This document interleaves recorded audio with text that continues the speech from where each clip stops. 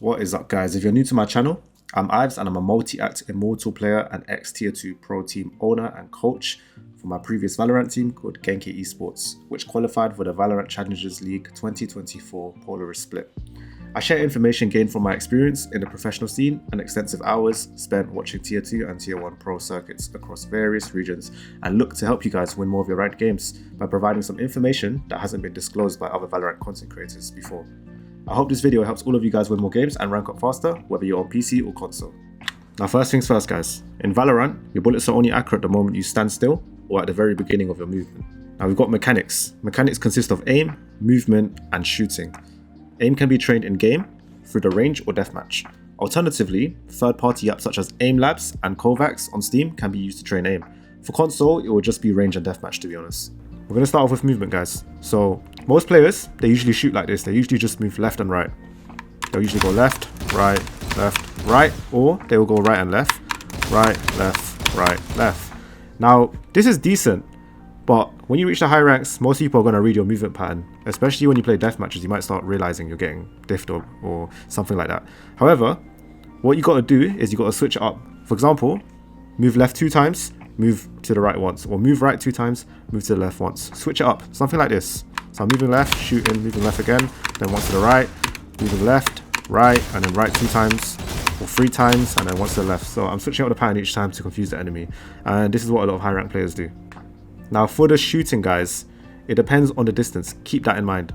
So if it's close range, you can get away with spraying sometimes. If you're aiming at the head, you might get lucky, one bullet might land on the head, and with the Phantom it's pretty good. But mid-range, ideally you want to burst in around 6 bullets and counter strafe each time, or you want to move side to side. Like around these are like the perfect amount of bullets you want to kind of shoot with at like mid-range. And when you're at far range, then you can start doing the 1 taps. Kind of like the 1 taps or the 2 taps. I'm lagging a bit in this example, but you guys understand what I mean. Alright guys, we're moving on to crosshair placement. Now crosshair placement is really key because you're pretty much working smart and not hard. So crosshair placement helps your aim a lot because you just need to make small micro adjustments to pretty much get a headshot. I'll give an example now. So let's say someone's behind this wall. Ideally, you want to aim at the middle, away from the wall. You don't want to aim too close because, let's be real guys, you don't have the reaction time of tens or screams, so just be humble, you know. Pretty much be in the middle here. Now there's exceptions to this. So if you think they're going to wide swing you, which 8 times out of 10 they will if they've spotted you and you're in like a 1v1 situation, then you need to pre-aim your crosshair a bit wider, so maybe here. So pretty much in high rank lobbies or when players get better, when you rank up, they're going to start wide swinging you, so be prepared and have your crosshair ready here. Now we're moving on to understanding elevation of maps. So when there's elevation of maps, your crosshair placement has to adjust. I'll give an example. So let's say someone's behind this wall, head level will be here. If they start going downstairs and they're here, head level is going to be a bit lower from my perspectives because I'm above technically and the stairs go down. So I got to adjust my crosshair slightly here. So now this is head level pretty much. And even the same applies here because I'm at elevation. So as you can see, there's a staircase going down here. There's a wall right here, which means head level will be around here. So I just have to pre-plan, adjust, and pretty much try and assume where head level is, and you got to play custom maps or pretty much go in deathmatch to understand these maps and where the elevation is to master your crosshair placement.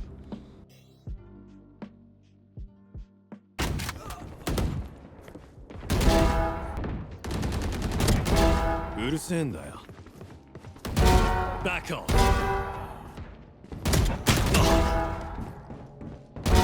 Sky killed.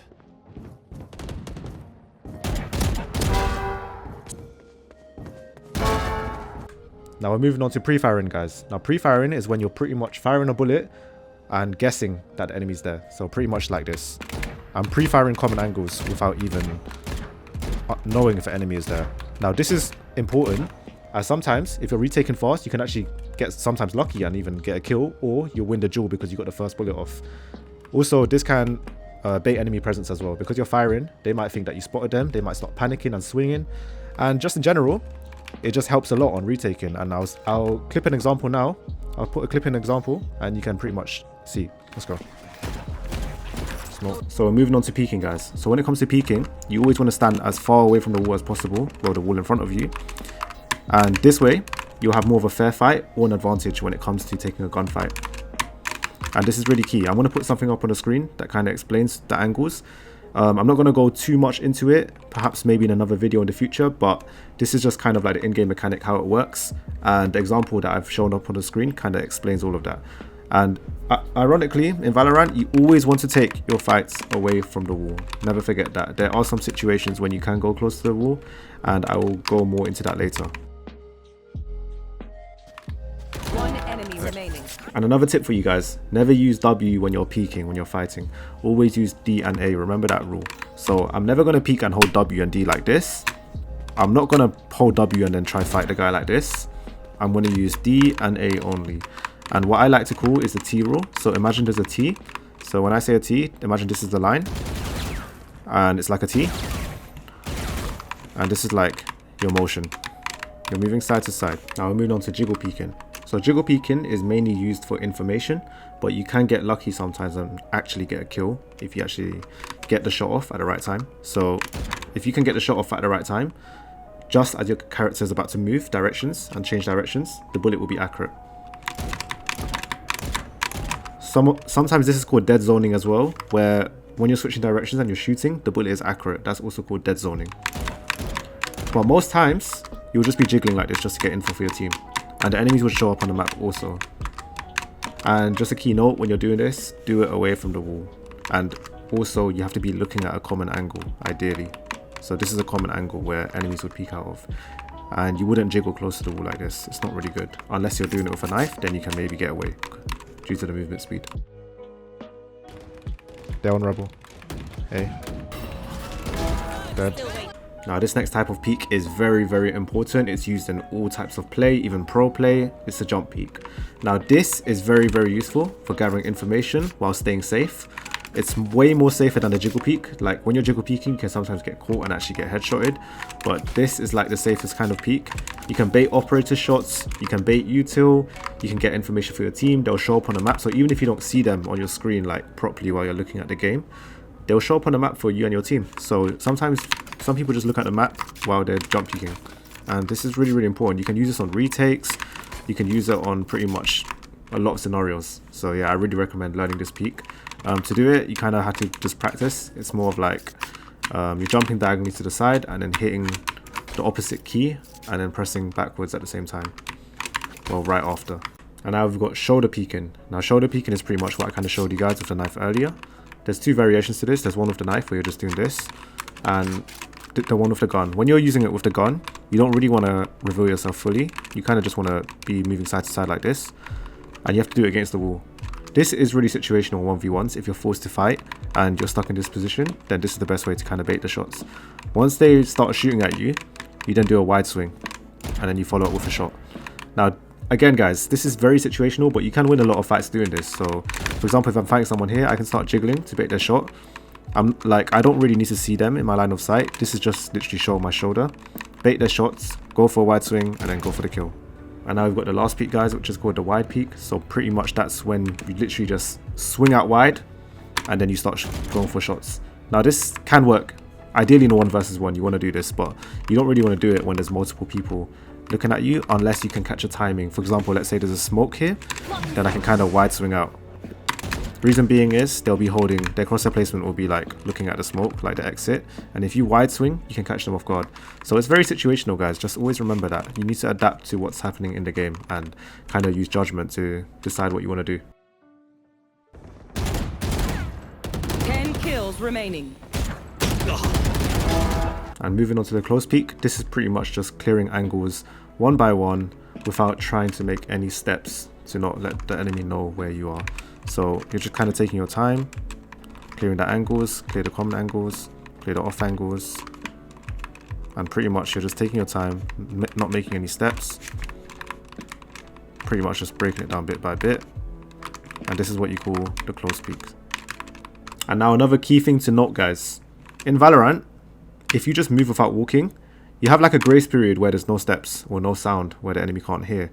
And if you guys pay attention, I'm looking at the ground, you can see that it starts off slow, then your character goes fast. Now in that moment, when your character reaches the fastest speed, is the optimal level when you want to peek a common angle. For example, let's say I want to peek this, I'm not going to peek like this, like a tiny bit like that. I'm going to position myself in a way where I can reach full speed while peeking that angle like this. So that way you have more of an advantage in these fights. Alright guys, now we're going to go to special in-game calls. So the first one we're going to go through is called anti-flash.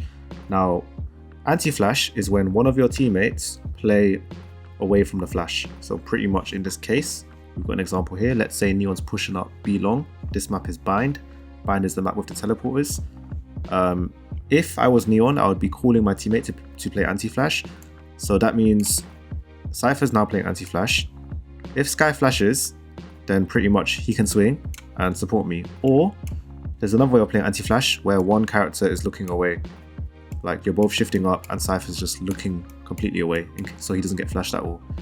So that's another way to play anti-flash. There's two ways, just remember that.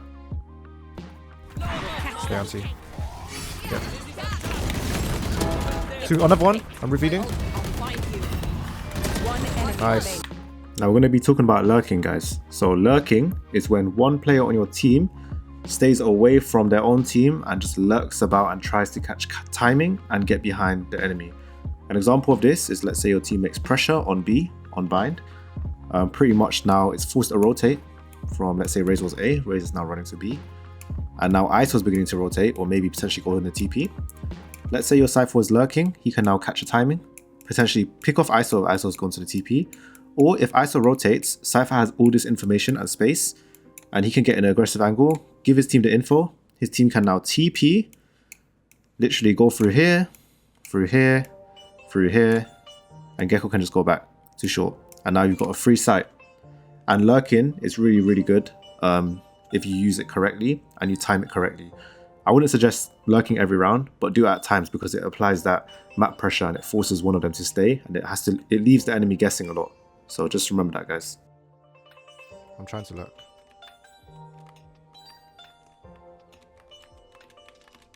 One rope. I have timing, I think. One was heaven. I'm gonna try to go behind, okay? Wait. One was rope. Now, onto the secret sauce, guys. So this is called inserting. Now, inserting is pretty much only used in pro play or really high radiant lobbies, and only a few select people will understand what this means. Inserting is pretty much when you try to take map control and you leave one player in that destination of the map. So for example, let's say you want to showers control, Sky would go with Brimstone. In this case, let's say she flashes, she dogs it, whatever, she's got the control. Now we leave Brimstone in there, Sky can go back. And inserting allows you to take space in the map and also leave them guessing, and it helps catch timings as well. So inserting is key to have info on the enemy team. Now, I hope you guys remember this because this is literally only used in pro play or really, really high rank Radiant. So keep this in mind. Can we get this A control? Insert one person here and then just rotate off to C or B. Alright guys, we're going to move on to retake. So pretty much retaking is when the enemy has planted the spike down and you now have to retake control of the site as a team. Now the mistakes that a lot of people do even in high elo is on retakes, people will just be swinging one by one. Like they won't be waiting for their team. For example, let's say, this is the incorrect way. Let's say if Jet just pushed this and dies while Gecko's all the way here. Then the retake is now fumbled. It's like 2 versus 2. It's going to be long. So the best way to do it is you guys wait for Gecko, wait for him to call out which utility he has and when he's going to use it, and then go together as a team. And I'll show you guys in this example. This is a perfect example of how to play retake and how to stop throwing when you guys have player advantage. I'm going to show the clip now and make sure you guys take notes and learn from it. Planting A. I'm waiting for you. Spike Waiting for you planted. guys. No HP. Gecko's gonna go grab his ult. Yeah, get your ult, Gecko. I'm just holding heaven in case you push. You have Gecko ult in 10. Yeah, I'm waiting. They could be drop or tree or site or mid. Rush is ready. Can you go through drop? There. Stairs. Stairs one stairs. I go with your ult. Three, one. Tree. I want to fight. One enemy Yeah, one remaining. tap. I mean, Man, You fucking got. I'm revealing. Can you defuse? Where are Revealing. Bro, I'm so clean. Like my one tap. Now we're moving on to one ways. What are one ways? One ways are basically smokes where you can see the enemy and they can't see you. Now, this can be done with pretty much Cypher on some maps, but majority of the time, Omen or any other smoke agent. But ideally, Omen on most maps, to be honest. So one way with Cypher, let's say on Sunset, there's a pretty much, this is a lineup. But if I was to cage here, I can see their feet, I can get the kill, they can't see me. So this is just the concept of a one way. So as you can see, when the cage goes up, they can barely see me, they can't see me. Unless they crouch, then maybe they can see slightly on my foot, but I would be able to eliminate them before that. So we've got trading. So what is trading? Trading is when you swing an enemy, you get eliminated and your teammate trades you, or vice versa. And this is important because it pretty much guarantees a elim. Instead of like taking a 1v1 angel, you want your teammate to trade you, or you trade your teammate. Check out this example in this clip where I get traded by my teammate. Dead. Still waiting. One tree. Default. Nice. Alright guys, we're going to talk about contacting. So there's two types of contacting. There's playing full contact and playing off contact. We're going to talk about playing full contact first. Now don't get these confused guys. So pretty much playing full contact is when you and your team are walking up an area of the map and you're hoping to bump into enemy so that you can eliminate the enemy with a man advantage. So pretty much like a 3 versus 1, 2 versus 1. Now this is important because you can just sneak up the map and have an advantage by just having more players around you. So this is really, really great. And I want to add a clip for an example on why this is amazing and how we took the site control on Haven, on A doing this. We can contact long. I'm going to smoke and then we go. Wait, I'm going to wait for you to get closer so you can dash first. Wait for my smoke. Cypher trip might be here, so maybe updraft. I'm smoking. Smoking CT. I'm flashing graffiti. Not in default. Alright guys, we're going to be talking about playing off contact now. Now playing off contact is when one of your team swings as the other makes contact with the enemy. So in this example, let's say Breach is over here. The first contact will be Gecko. So then Fade would have to swing out to kill Breach because Breach will now have line of sight of Gecko. Once Fade hears the gunfight, he will swing. And what's perfect is, don't worry guys, I got you. I got an example of this from my stream where I was playing in a ranked game in Immortal Lobby and pretty much this incident happened. So I played off contact with Gecko and we secured a round. Enemy team had to eco and we got an easy win. I bait for you. I bait bullets. I play for contact.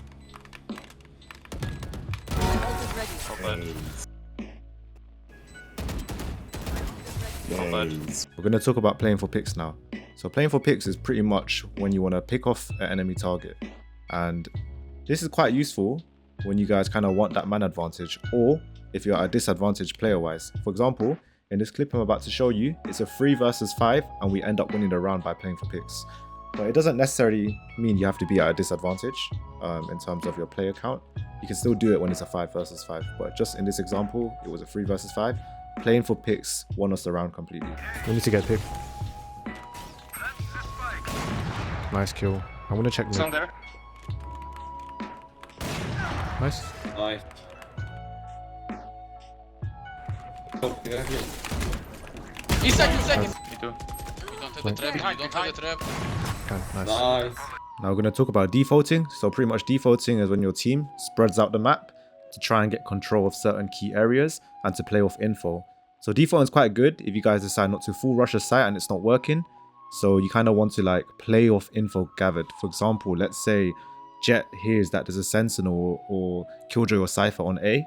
He can give that info to the team. So now you know maybe there's less players on that site and the Sentinel was there. Or maybe, okay guys, it's harder to hit that site because alarm bots, trips, etc. examples are all there. So you can use this to kind of confuse the enemy when you default, and you can make decisions based off info. So if you hear rotates, you can catch a timing on when to lurk. Like, the world is yours, guys. So pretty much you kind of want to default at certain times. It's situational, but it is a really powerful play. We're going to talk about lineups now. So lineups pretty much consist of when someone uses their ability and they know where it will land.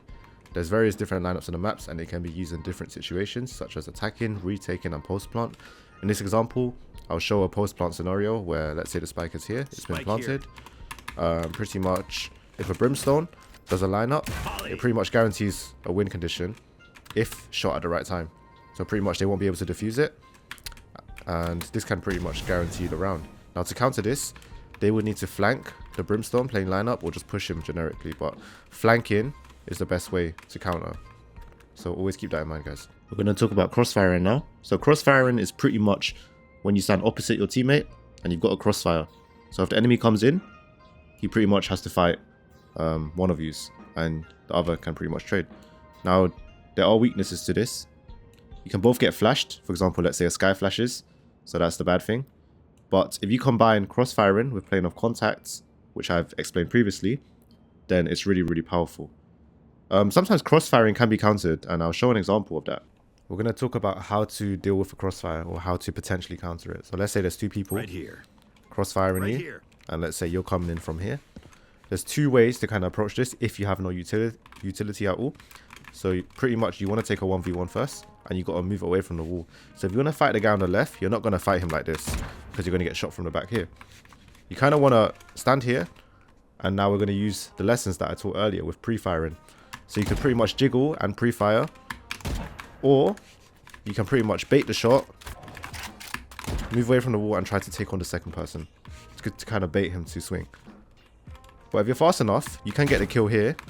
You can get the kill tucked back in and then pretty much reposition, try to fight the second guy. Because if you tuck here, it's harder for him to hit you. But you can fight this guy more. He might be able to get 1 or 2 shots, or maybe like a body shot on you, or he might even miss overall. And you still have that chance at least. But it's really hard to deal with a crossfire in general. Now I'm going to talk about how to use your abilities correctly, like a high elo player. So let's say pretty much there's a smoke here in halls, in CT. You don't want to overlap your abilities unless they're flushing out or you think they're trying to force their way. So for example, I've smoked this. Let's say we've got the bomb down. Is there really a point mollying it instantly unless I feel like they're going to push? No, if they're not going to push, and if you think they're going to wait for their team, then don't waste your molly. So what you do is, all you need to do, when the smoke drops, you pretty much throw the molly after. So when the smoke has dropped, you throw the molly after. Now they've got to wait again. You bought more time for the spike to blow up. When that molly drops, do another smoke. There we go. So you don't want to overlap your abilities unless you have to. Keep that in mind. Now we're going to talk about win conditions. So what are win conditions? So pretty much win conditions are conditions set throughout the round that can pretty much increase your chances to win the round. Examples of this are, so the first one is using your ultimate ability correctly. So Killjoy ult can win you the round, Brimstone ult playing with lineups, etc. So post plant lineups is one win condition, playing off contact is another win condition, trading is win condition, and crossfiring is also a win condition.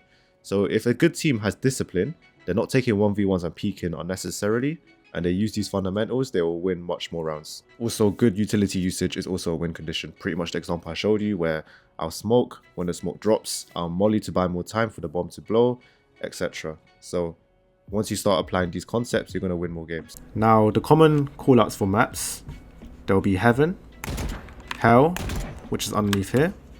So this is Heaven, this is Hell, and this is Main. So Main is usually the main choke point where enemies attack, or pretty much where they'll come from mainly. And then you have Short in certain maps. And then last but not least, you have pretty much something called the default plant spot. So if somebody calls out that someone's at default, pretty much the default plant spot would be here in this case. So this would be called default, and pretty much in every map there's always a default planting spot. So on B, default would be here also. Well, this is the conclusion of the video, guys. If you like this video, please drop me a subscribe, it helps me a lot. Like and comment the video, and also follow me on Twitch. I'll keep pushing out content for you guys like this so you can win more games, get that immortal rank, and eventually maybe you guys can hit Radiant, who knows.